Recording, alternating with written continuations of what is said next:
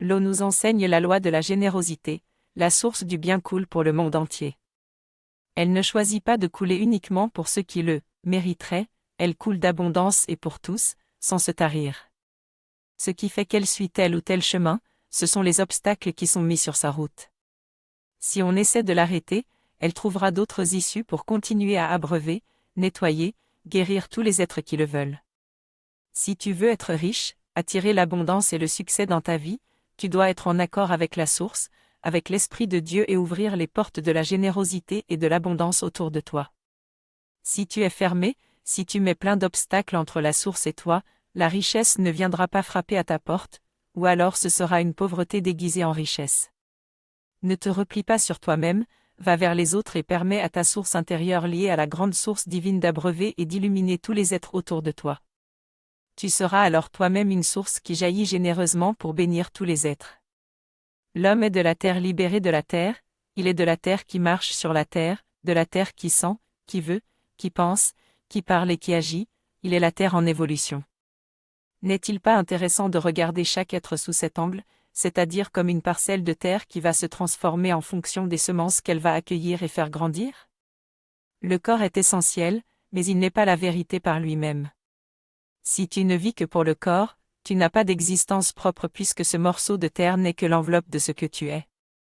La seule vérité, c'est l'âme qui anime ce bout de terre, dans la beauté et l'harmonie ou dans le désordre et la souffrance, selon les mondes avec lesquels elle se lie. Sois une âme en évolution, et pas seulement un morceau de terre. Apprends à percevoir et à apprécier, chez les autres comme chez toi-même, l'âme qui cherche à se révéler à travers le corps.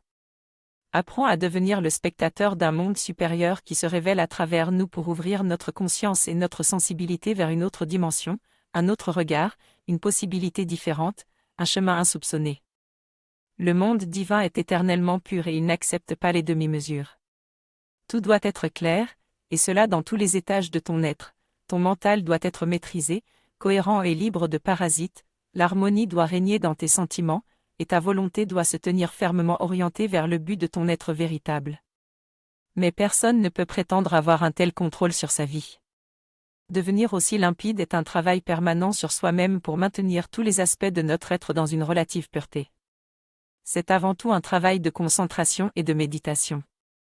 C'est un art de vivre dans la vigilance et l'éveil. Apprends à te concentrer sur chaque pensée que tu choisis d'entretenir dans ton mental, sur chaque chose que tu choisis d'accomplir. Pour demeurer dans la clarté, il est important de savoir qui tu es et ce qui se passe en toi, quelles pensées, quels sentiments, quels désirs t'habitent. Si tu es attentif aux fruits que tu transportes dans ton panier, tu sauras retirer à temps le fruit pourri. Le grand travail de la vie, c'est de choisir ce qui est bon et d'écarter ce qui est mauvais. Ainsi tu peux marcher sur le juste chemin sans te laisser détourner du but.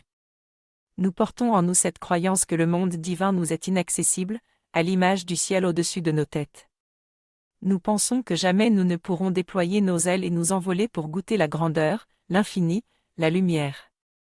Nous cultivons cette limitation d'incarnation en incarnation, sous l'influence d'êtres qui ont intérêt à nous voir ramper impuissants. L'archange Michael a ajouté, « Moi, je vous dis que vous pouvez vous élancer vers les hauteurs et devenir des oiseaux. » Pour pouvoir voler, l'oiseau a dû alléger sa structure. Si tu veux voler, tu dois toi aussi aller vers la légèreté. C'est avec ta structure intérieure purifiée et allégée que tu peux t'élever vers les hauteurs, et pas seulement en regardant le ciel et en désirant passivement voler. Ton corps doit être activé et animé par ta vie intérieure pour que ton sang se purifie et que tes os deviennent légers. Si ton corps est comme une pierre qu'on ne peut déplacer, de nombreuses vies te seront nécessaires pour que tu puisses un jour décoller un peu du sol. Ton corps et toute ta vie doivent devenir un calice pur pour que ta structure intérieure devienne lumineuse et que grandisse en toi ton corps d'immortalité qui te permettra de t'élancer vers les mondes divins. Aujourd'hui, il est fréquent d'entendre parler de « pensée positive ». On apprend à entretenir en nous des pensées positives pour trouver des solutions à nos problèmes et vivre une vie humaine plus harmonieuse. On y réussit en partie mais cela reste un entraînement de surface qui n'implique pas notre être total car tout est orienté uniquement vers le corps et la vie mortelle. Notre faculté de penser est surchargée et polluée par toutes sortes d'influences accumulées en elle, elle est emplie d'incohérences et de jugements instinctifs qu'on ne se donne même pas la peine de regarder et d'analyser. Notre mental est teinté et formaté suivant des concepts personnels et mortels qui nous font voir le monde sous un certain angle. La sagesse divine, immortelle et éternelle, ne peut vraiment pas cohabiter dans notre pensée avec tout ce qui y traîne d'humain et de mortel. Si tu utilises ton intelligence et ton raisonnement uniquement pour des choses éphémères et illusoires, tu ne pourras pas t'élever dans la grande compréhension des mondes supérieurs. Pour t'approcher de ce qui est divin, ton organe de la pensée doit être libre de toute conception humaine et mortelle. Apprends à cultiver dans ta pensée ce qui est en dehors et au-delà des conceptions humaines et elle te conduira sur des chemins de grandeur et de libération. La nutrition, la respiration, la pensée sont en nous des centres d'attraction et de communion qui montrent que nous ne sommes pas seuls, que nous faisons partie d'un tout. Nous sommes un élément de l'univers et nous vivons avec toutes les forces, influences et intelligences qui sont tout autour de nous et en nous. Notre corps est un catalyseur de force, un centralisateur d'énergie et tout ce qui l'attire à lui devient sa nourriture, sa respiration et finalement, écrit notre destinée. Ce que nous donnons en nourriture à notre esprit, tout comme ce dont nous nourrissons notre corps, sont le plus souvent des semences de mort et de destruction. La plupart des humains nourrissent leur corps de cadavres d'animaux, et leur esprit de pensée morte et indigeste. Mais l'être divin en nous, de quoi le nourrissons-nous? Notre âme immortelle fait-elle partie de notre vie de tous les jours ou nous est-elle complètement étrangère? Pour communier avec notre âme, il faut entretenir en nous ce qui lui correspond car nous attirons à nous ce que nous sommes et ce qui nous ressemble. Entretiens dans ton esprit la pensée que tu es une âme immortelle et que tu fais partie de la grande vie universelle. Une telle pensée entretenue avec joie orientera toute ta vie vers les hauteurs. L'homme est une beauté sur la terre. Il est l'instrument parfait pour transformer et renouveler la vie. C'est cette grande valeur qui attire des mondes subtils avides qui n'ont pas par eux-mêmes la capacité de générer la vie. Pour se développer, ces êtres ont besoin de voler l'énergie des humains. Ces mondes conscients s'agitent tout autour de toi. Ils s'accrochent à ton être pour te voler tout ce qui peut les nourrir et leur permettre de prospérer. Ils vivent à travers toi en accaparant ton énergie et si tu demeures inconscient de leur présence et de leur influence, ils envahissent peu à peu toutes les parties de ton être. Si l'arbre est impuissant devant le lierre qui l'étouffe, il n'en est pas de même pour nous. C'est uniquement notre ignorance et notre inconscience qui donnent du pouvoir à ce lierre subtil qui nous envahit. Ce sont nos états d'âme négatifs et nos pensées désordonnées que ces êtres avides recherchent. Prends soin de ce qui est lumineux en toi et refuse d'accorder de l'attention aux pensées sombres et aux états d'âme négatifs qui viennent te visiter.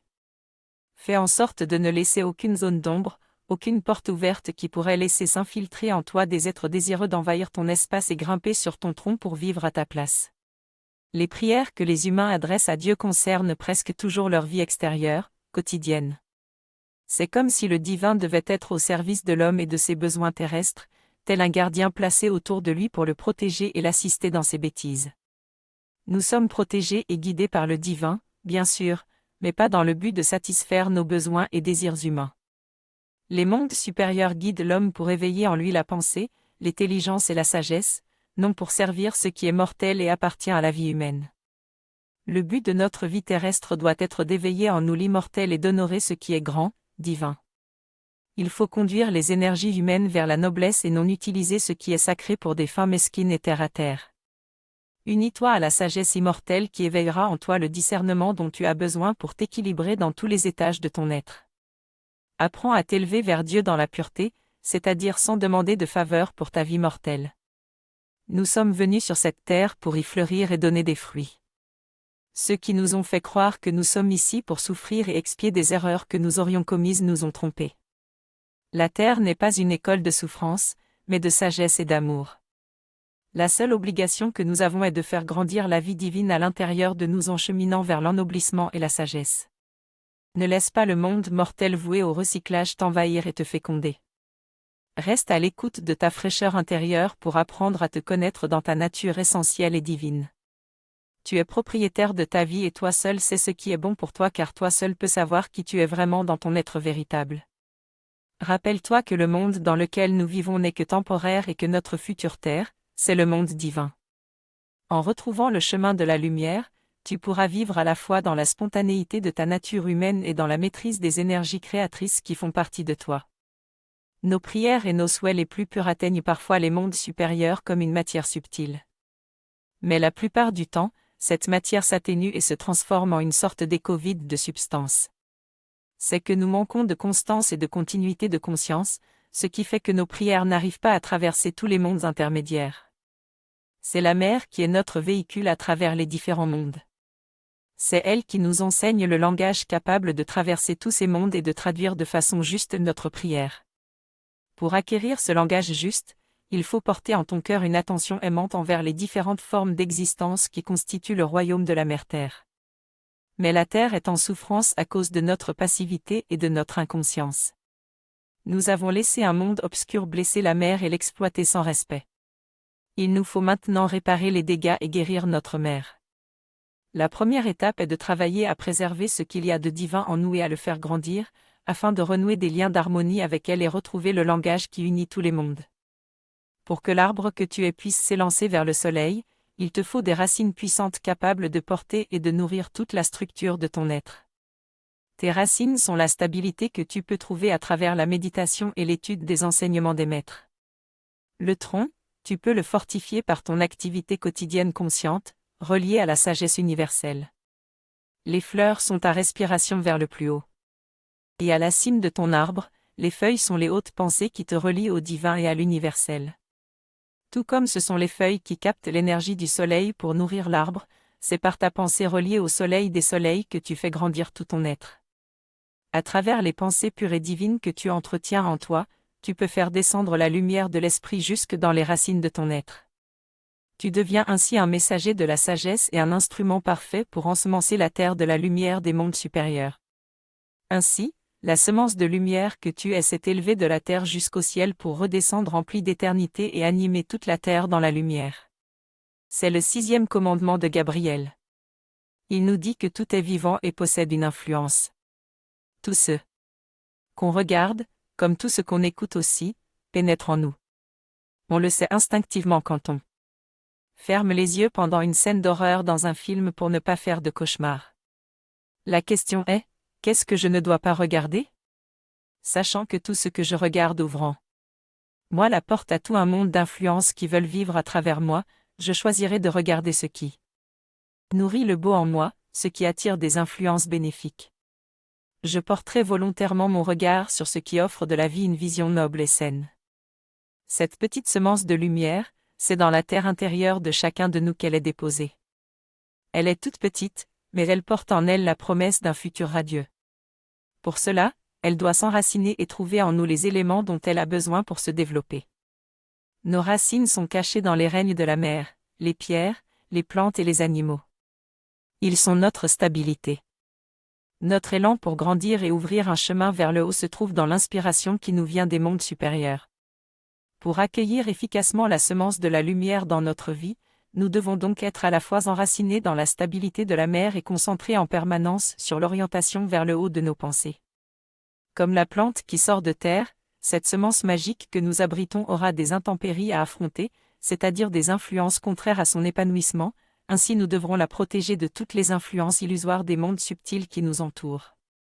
C'est pourquoi il est important de développer en nous un ancrage solide qui nous permette de résister à toutes les influences qui voudraient nous déstabiliser. Cette petite graine de lumière, c'est comme l'enfant divin en toi, tu es son père, sa mère, et c'est à toi d'en prendre soin. Les mondes supérieurs, de même que les mondes qui vivent au sein de la mer, nous considèrent comme des êtres lourds. Pour eux, l'homme s'approche toujours des autres pour leur transmettre le poids de son existence et de ses faiblesses.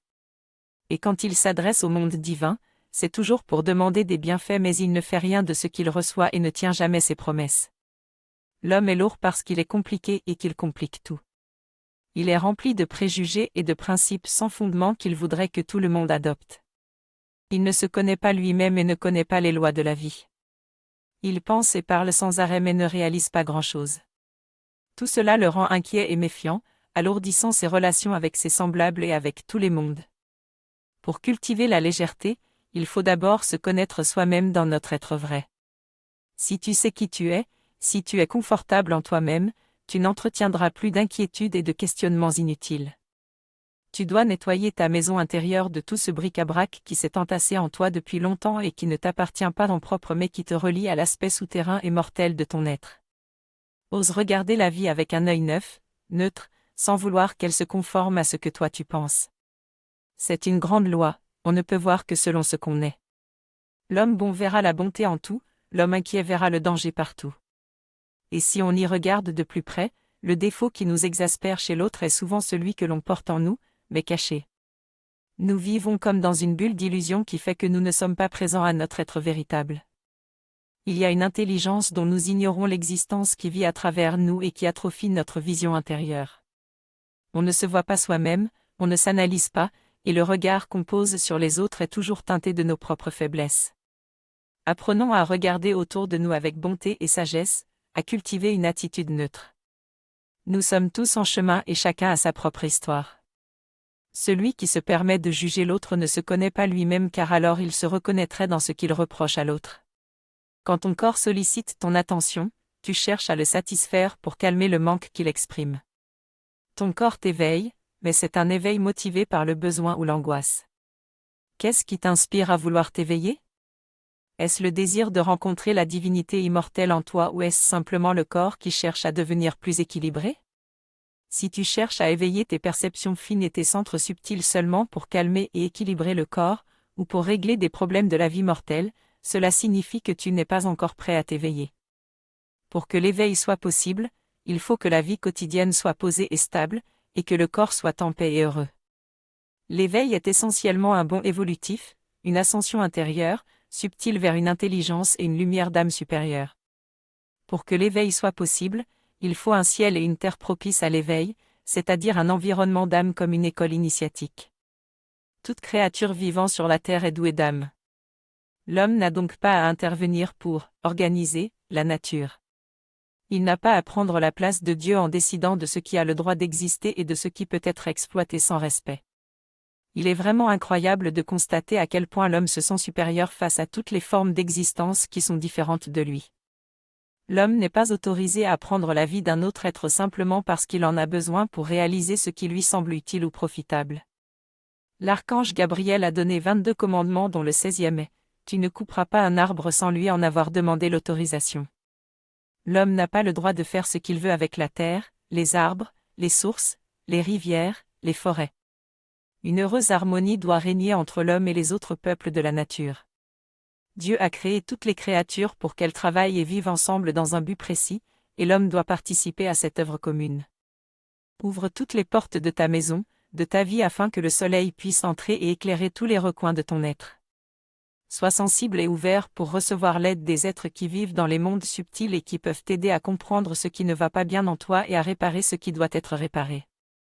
Si tu veux cheminer vers la lumière, tu dois entrer dans la purification et pour cela, tu dois laisser un monde supérieur travailler sur toi. Tu dois accepter d'être désillusionné, c'est-à-dire de perdre tes illusions.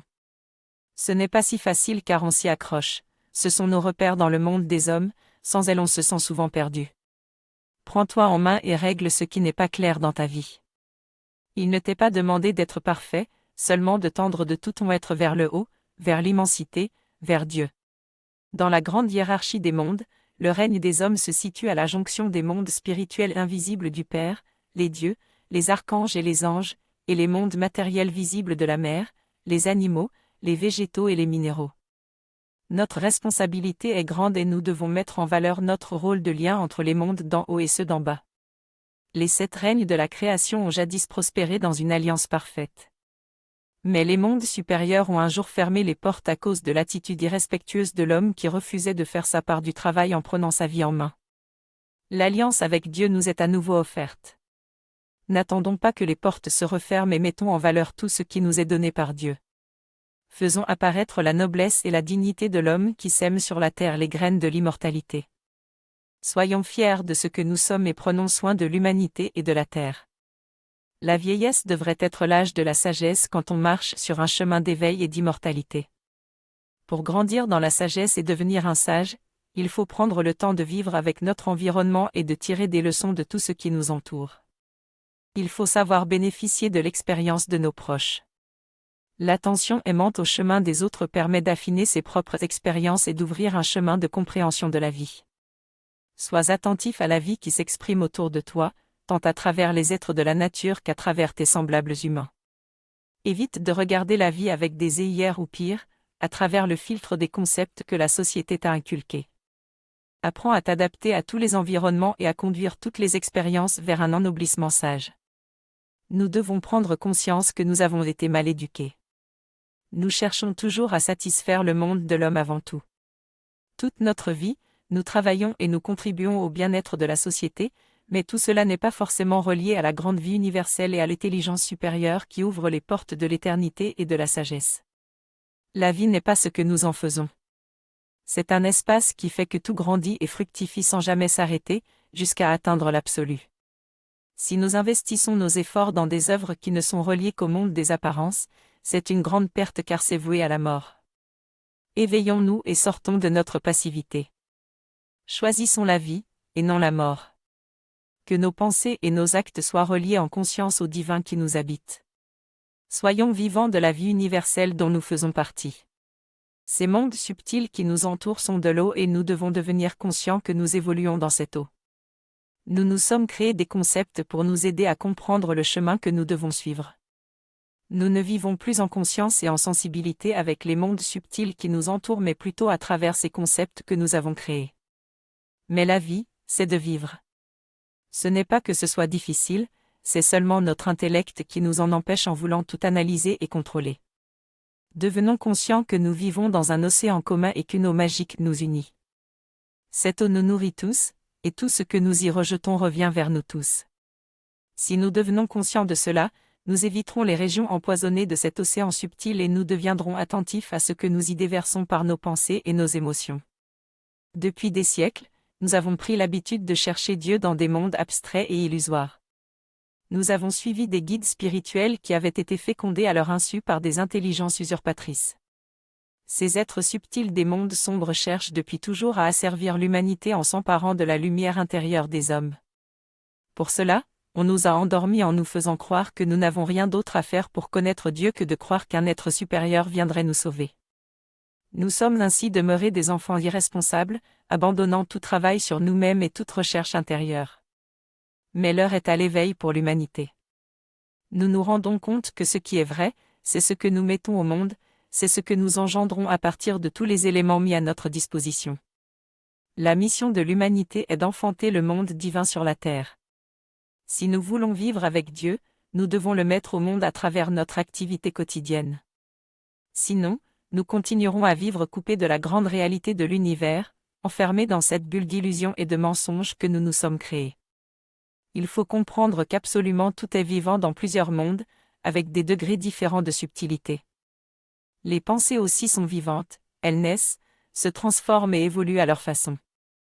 À l'origine, la pensée a été donnée à l'homme pour qu'il soit un créateur de la lumière angélique sur la terre.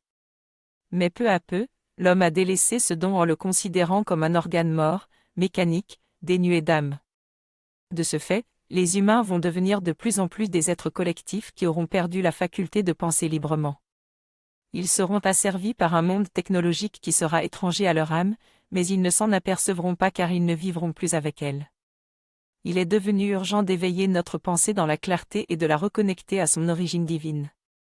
Ainsi nous pourrons réaliser les buts de notre âme éternelle. Tu peux conduire la vie vers la mort dans ton intelligence, dans ta façon de penser, de regarder, d'entendre, d'appréhender les événements, dans ta relation avec les êtres. Pour cela, il suffit qu'un seul de tes organes, comme le cœur, soit blessé, dans la souffrance. Il va alors se fermer, cultiver une attitude de durcissement, jusqu'à devenir un minéral. Ce processus est lié à des éléments, des esprits et des génies qui, finalement, te conduiront à te couper du lien avec ton âme, avec les mondes supérieurs. Ton âme risque alors d'être emprisonnée dans les ténèbres. C'est pourquoi tu dois mettre en place toutes les conditions pour préserver tous les organes de ton corps et de ta vie, car il y a Dieu en eux. En les préservant, tu protèges le chemin, la relation, la communication avec Dieu. Comment se transformer soi-même ? Il faut d'abord s'observer soi-même de l'intérieur, s'analyser pour se connaître sans faux-semblant, puis reconnaître ses erreurs et les accepter. Il faut ensuite se mettre à l'écoute attentive de l'intelligence divine qui vit en nous pour lui permettre de nous guider vers une vision juste de nous-mêmes et du monde. Alors la conscience s'éveille et tu peux voir clairement que tes pensées, tes sentiments et tes actions sont habituellement motivés par des valeurs humaines enfantées par la peur, le doute, l'orgueil. En te remettant en question, tu t'aperçois que le savoir qui t'a été transmis dans le monde des hommes était en grande partie erroné. Il est peut-être efficace pour vivre dans le monde extérieur qui s'arrête avec la mort du corps mais pas pour cheminer vers l'immortalité. Sache qu'il est inutile de se battre contre le monde de l'homme, qui est un monde d'inconscience et de bêtises. Occupe-toi seulement de te transformer toi-même et accomplis tout ce que tu peux faire pour servir Dieu et les mondes supérieurs de sagesse et d'immortalité. Qu'elle soit simple ou grandiose, chacun de nous a une mission liée à son incarnation. Cela peut être de changer une écriture, de redresser une destinée, de transformer une erreur qui se perpétue de génération en génération, c'est à chacun de le découvrir. Connaître cette mission et la réaliser sur la terre est le sens même de la vie. Lorsque l'homme naît, son corps n'est pas totalement formé. Il n'est réellement complet que lorsque tous les organes pour renouer avec son âme sont suffisamment développés pour qu'il puisse comprendre l'intelligence cachée derrière les choses et agir en conformité avec sa lumière intérieure. Mais nous sommes loin d'avoir été éduqués dans ce sens. Nos sens et nos organes subtils n'ont pas été développés correctement. Pourtant, tout dans la société, la religion, la culture, l'éducation, devrait être organisé pour faciliter à chacun la prise de conscience de sa mission et de sa destinée. C'est très éprouvant pour une âme de ne pas avoir réussi à réaliser sa mission. Fais en le but de ta vie. Apprends à te connaître dans ton être véritable et demande à ton ange de te guider.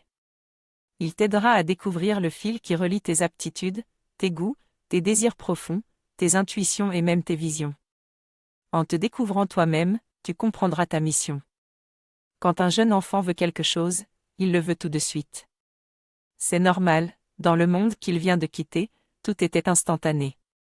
Peu à peu il apprendra que dans le monde de la matière, il faut de la patience et de la persévérance pour arriver à ses fins. L'impatience est justifiée s'il s'agit d'un besoin du corps physique, comme celui de se nourrir. Il y a aussi cette forme d'impatience plus subtile de consommateur qui veut sans cesse acquérir tout ce qui se présente à ses yeux. Mais la patience est surtout fondamentale quand on conçoit un projet, on est impatient d'en voir le résultat, et souvent on finit par se lasser en voyant que cela n'aboutit pas rapidement. Ceux qui réussissent, ce sont ceux qui savent mettre le temps à contribution, qui savent que des forces autour d'eux vont se mettre en place et agir pour les aider. Ils savent qu'ils ne sont pas seuls, isolés, mais que tout un monde subtil est sans cesse en action dans leur vie, en eux et autour d'eux. Il faut comprendre qu'on ne fait jamais rien seul, que tout un monde invisible travaille avec nous et pour nous. Pour atteindre des objectifs importants, il est bon de faire appel à eux et d'être persévérant en demeurant concentré sur ce qu'on veut voir apparaître. Nous pensons sans arrêt, sans même nous en rendre compte. Tous les jours, nous engendrons et nous nourrissons en nous une foule de pensées, le plus souvent liées à des circonstances de notre quotidien ou à des personnes que nous avons rencontrées dans la journée. Puis on oublie et on pense à autre chose, selon les circonstances du moment. Et tout cela nous semble sans importance puisque, ce ne sont que des pensées. Ce qu'on oublie, c'est que le monde des pensées est un monde vivant. Toutes les pensées, les nôtres comme celles des autres, cherchent à s'associer entre elles selon leurs affinités jusqu'à devenir des entités qui n'ont qu'un but, continuer à vivre à travers les humains. Par exemple, la pensée de jalousie que tu auras émise au sujet de quelqu'un s'associera à des pensées similaires émises par d'autres, formant un égrégore de la jalousie, qui cherchera à continuer à vivre et à s'accomplir à travers toi et les autres. Prenons conscience de cette loi qui veut que toutes les pensées créées par les hommes doivent finalement s'ancrer sur la terre et entrer dans l'existence. Soyons attentifs à maîtriser nos pensées, évitons de laisser entrer en nous des pensées négatives et entretenons volontairement des pensées nobles, aimantes, joyeuses. La plus haute dignité pour l'homme est de vivre avec son âme, de l'entendre et de converser avec elle. Pour y parvenir, l'étude est une bonne discipline de vie, mais au-delà de l'étude se tient le savoir qui ne s'apprend pas, car il est originel, éternel, immortel, c'est le langage direct de l'âme. Il est à la fois unique pour chaque individu et pourtant universel. L'étude sert avant tout à créer les conditions pour recevoir ce langage direct de l'âme qui ne peut être étudié. Mais l'âme ne s'approche de l'homme que si le chemin est libre d'embûches et si l'eau qui l'entoure est claire, pure, vivante, authentique. Si ton âme s'approche de toi et te parle, tu pourras tout comprendre, tout te sera accessible car tu seras à ta juste place, dans le rayon de ton être. Elle te révélera les priorités dans ta vie et t'apprendra à séparer l'essentiel du superflu. Elle te montrera le chemin de la vie belle et simple. Renouer avec son âme signifie retrouver le langage avec soi-même et avec le tout. C'est marcher avec Dieu, et donc en harmonie avec l'univers. Seule ton âme peut te guider car elle connaît ton être essentiel, ce que tu es de toute éternité. Elle est toi dans un autre monde. Quand tu t'approches de ton âme, tu rencontres ce qui a toujours été toi, et qui sera toujours toi, de vie en vie. L'homme est un transformateur de haute puissance. Que ce soit quand il rencontre des gens, quand il tient une conversation ou quand il expérimente une situation, il emmagasine en lui les influences qui l'environnent et s'imprègne de l'atmosphère qui l'entoure, il accumule en lui toute cette énergie pour la restituer ensuite autour de lui plus ou moins transformée. Nous sommes malheureusement inconscients de tout ce travail alchimique qui se passe en nous. Et le fait d'en être inconscient fait qu'aucun processus de transformation ne se produit, aucune sublimation de ces influences qui circulent et agissent sur nous et autour de nous. Elles demeurent ainsi sans aucun contrôle, sans maîtrise, sans direction. Et c'est l'échec, temporaire, de notre mission de sublimation des forces brutes en lumière. C'est ce travail alchimique vécu consciemment qui permet à l'homme supérieur d'apparaître et de se manifester naturellement. En vivant ces expériences consciemment, l'intelligence subtile se renforce et l'on devient capable de discerner le bon du mauvais, d'assimiler le bon et de rejeter le mauvais, participant ainsi à transformer les ténèbres en lumière.